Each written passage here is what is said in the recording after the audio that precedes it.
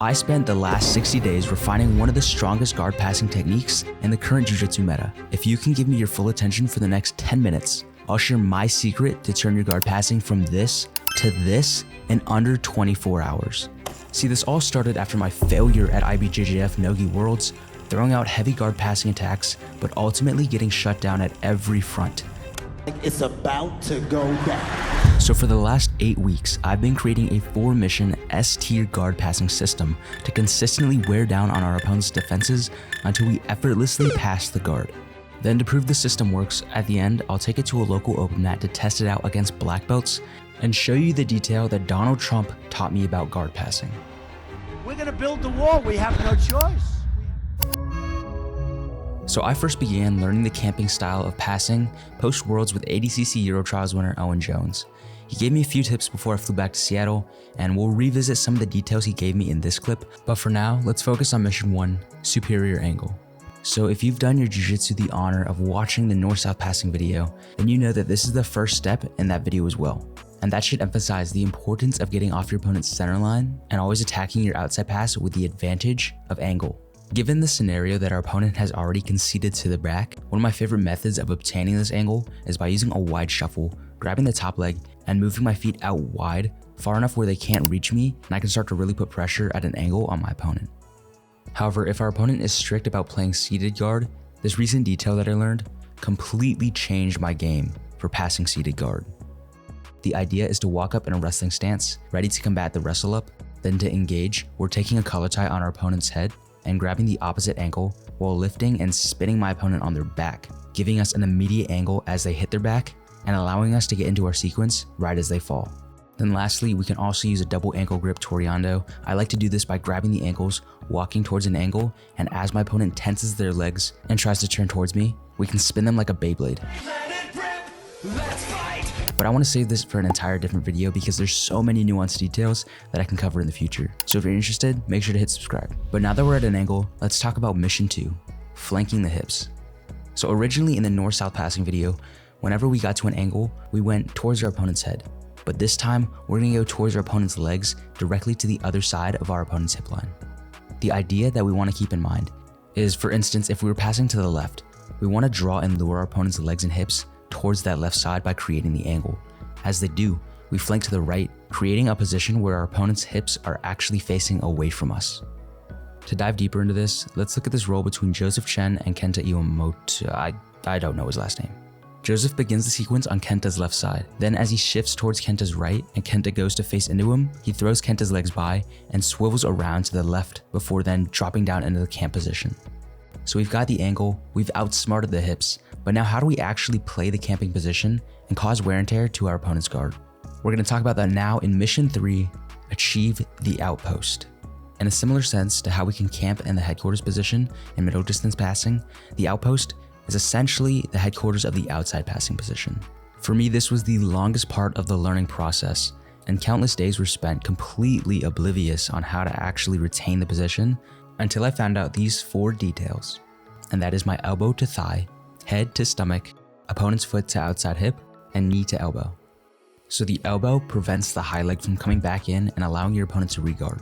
Our head to stomach essentially does the same thing. However, without it, your opponent could still be able to regard by shock framing you and being able to reweave the leg. Now for the last 2, you do these in conjunction with each other, and I picked this up from Joseph's roll with Kenta. When we put the foot on the outside hip and we go knee to elbow, what we're doing is we're essentially shelving his foot and shin on our hip.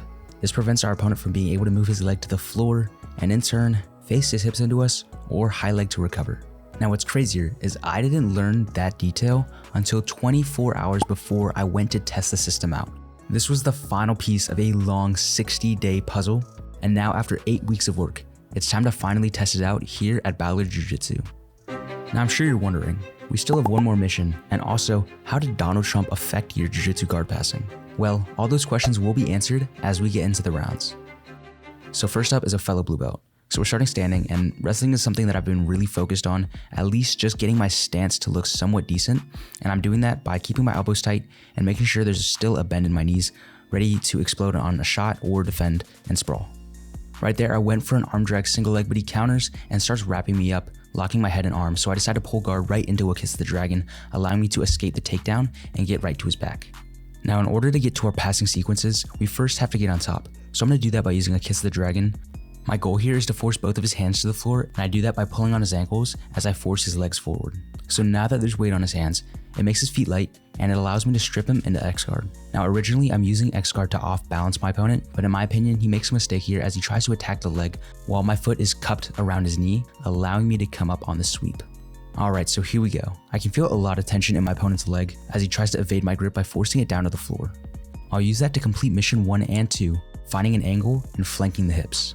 Because he was pressuring his leg off in this direction, it was very easy for me to walk towards the right side of his guard and set up into mission 3, my outpost. Then as my opponent goes to re-guard, because of our mini missions, elbow to thigh, head to stomach, foot to outside hip, and knee to elbow, it completely separates his lower body from his upper body. And this is the golden detail that Donald Trump taught me about guard passing.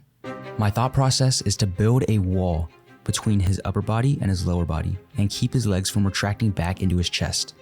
If we can do that, we can force our opponent to better carry our weight and eventually work our way to mission 4, slay the knee. This one should be pretty straightforward. Simply push the knee out of the way and drop your chest down to secure the guard pass.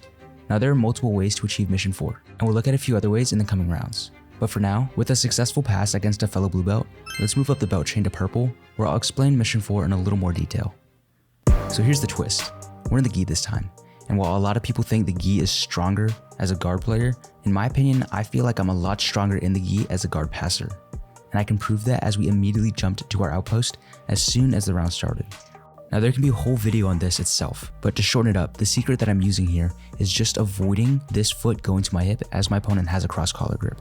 And in turn, this accomplishes both mission 1 and 2, finding a superior angle and flanking the hips. And because of that, we move right into the outpost. However, I make a very noticeable mistake as the foot draws away from the outside of my hip, allowing my opponent to get his leg to the floor and retain his guard. But this brings up 2 good points. The importance of checking every box in the outpost position, as well as the idea of chaining guard passes together. And as my opponent goes to re-guard into me, I flank to the other side, completing mission 4 by dipping my shoulder below my opponent's knee and securing the guard pass. So now that we've accomplished our goals against a blue and purple belt, it's time for the final test to see if a guard pass that I only fully understood less than 24 hours ago can stand up to the highest rank in Jiu-Jitsu at black belt. So to begin the round, we start off super strong, already finding an angle and flanking the hips, getting directly to the outpost. And with 3 of the outpost pieces covered, I once again missed the knee to elbow, causing me to lose my pass. However, using the same mentality from the last round, we chain the attack directly to the other side, and in complete mission 4 of slaying the knee, we connect our knee to elbow around his hip line, successfully separating his lower body from his upper body. But this time, before we're able to fully stabilize the pass, we get shrugged off, and now I'm dealing with another problem of having to first sweep a black belt before we're able to get back into our passing sequences. To accomplish this feat, I'm going to use one of my strongest passes, as I did in the first round, a kiss of the dragon. I go to his back, post his hands on the floor, and this time I'll use a wrestle up to get back on top. So now with 30 seconds left on the clock, it's time to give everything that I have and prove that the last 8 weeks of training were worth it.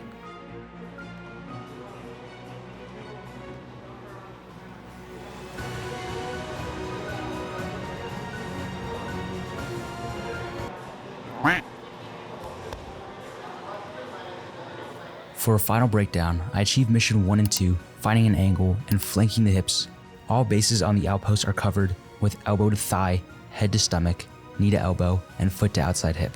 Then this time, to slay the knee, I decide to move towards north-south, circling my hand around my opponent's hip and diving into north-south to get my guard pass. And with that, we complete our goal of taking on the belt hierarchy of Ballard Jiu-Jitsu with our brand new camp style of guard passing.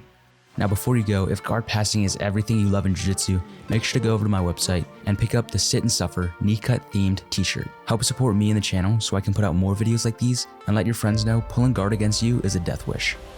And last but not least, if you're using this system and you're like, Carson, it's not working, you're trash. Well, maybe you haven't watched the north-south guard passing video. The north-south is the sister to the camp style of guard passing. Instead of walking towards the legs, we're gonna walk towards the head, giving us a full range of guard passing options, and without it, you may never pass guard. So go check it out, go buy merch. Thank you guys for tuning in, and go pass some guards. We're going to build the wall. We have no choice.